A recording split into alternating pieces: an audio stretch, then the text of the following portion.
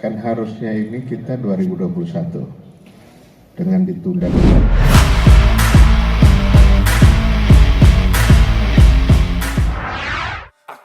Menpora tegaskan Timnas Indonesia tidak boleh pakai Stadion GBK di Piala AFF.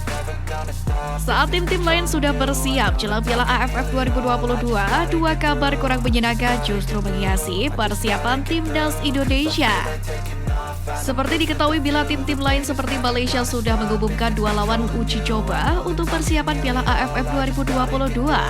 Begitu juga dengan Laos sudah mengadakan pemusatan latihan untuk Piala AFF 2022. Di sisi lain, salah satu pemain timnas Indonesia, Mark Klok, justru menanyakan kesiapan pasukan Garuda jelang Piala AFF 2022. Terutama karena Liga 1 2022-2023 mandek dan belum ada kejelasan. Klok pun mendesak pihak berwajib segera melanjutkan kompetisi demi persiapan timnas Indonesia ke Piala AFF 2022. Selain itu, timnas Indonesia juga tidak diizinkan untuk menggunakan Stadion Gelora Bung Karno atau SUGBK Senayan, Jakarta Pusat pada Piala AFF 2022 mendatang. Hal tersebut diungkapkan langsung oleh Menteri Pemuda dan Olahraga Menpora Zainuddin Amali kepada awak media pada Rabu 2 November kemarin. Hal tersebut lantaran SUGBK termasuk dalam venue yang digunakan untuk Piala Dunia U20 2023 pada 20 Mei hingga 11 Juni 2023 mendatang. Tidak boleh Timnas Indonesia pakai GBK. Pokoknya begitu sudah mulai masuk Kementerian PUPR untuk renovasi itu sudah ditujukan untuk Piala Dunia U20 2023. Ucap Zainuddin Amali. Dia pun menambahkan kebijakan ini sudah sesuai dengan kesepakatan yang ditetapkan oleh FIFA. Jadi semua stadion yang sudah terdaftar di FIFA dan itu sudah disetujui oleh FIFA. November ini akan mulai direnovasi, bagi yang sudah selesai itu tidak diizinkan dipergunakan untuk kegiatan-kegiatan lain. Itu clear betul, tutur Amali.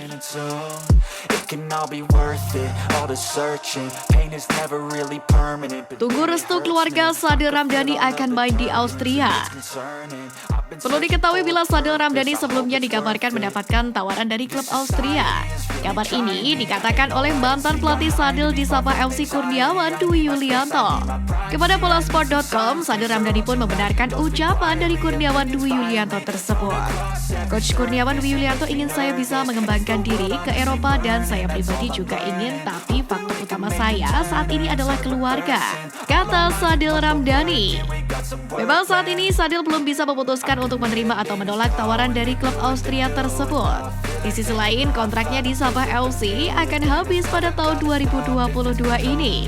Sadil Ramdhani mengaku masih butuh masukan dan dukungan dari keluarga sebelum memutuskan tim yang akan jadi pelabuhan berikutnya. Saya ini tulang punggung keluarga yang mempunyai 4 saudara dan tinggal sama ibu. Saya tidak punya ayah yang seperti orang lain yang bisa mendukung, membimbing, atau membiayai seluruh keluarganya. Jadi saya terpaku dan berpikir apakah saya harus korbankan karir saya atau saya harus lebih memikirkan keluarga, kata Sadil Ramdhani. Coach Kurniawan Dwi Yulianto sendiri memang memiliki kedekatan personal tersendiri dengan Sadil, sehingga Sadil sudah menganggap Kurniawan sebagai ayah sendiri. Coach Kurniawan Dwi Yulianto bilang walaupun ada tawaran dari klub Austria, saya harus bicara dahulu dengan orang tua dan seluruh keluarganya untuk menentukan langkah baiknya seperti apa, tambah Sadil Ramdhani. Di sisi lain, kehadiran Sadil Ramdhani di tim utama Sabah FC terus diharapkan oleh pelatih Ong Kim Swee. Pasalnya, trofi Piala Malaysia 2022 bisa jadi tiket Sabah FC berkompetisi di Piala AFC. Lalu gimana menurut Sobat Halo?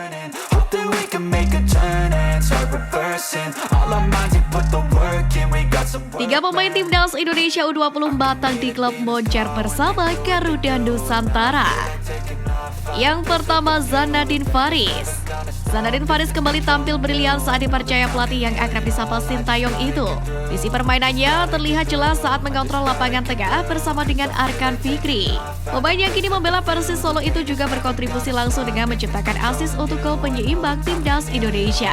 Menusuk dari lapangan tengah, ia melakukan satu gerak tipu sebelum mengirim bola yang dituntaskan Rabari Tasnim Sidik. Dengan penampilannya tersebut, sewajarnya ia mendapatkan tempat utama di Piala Asia U20 nanti. Tetapi itu semua kembali pada Sintayong dalam menentukan permainan seperti apa yang bakal diusul. Yang kedua, M. Ferrari.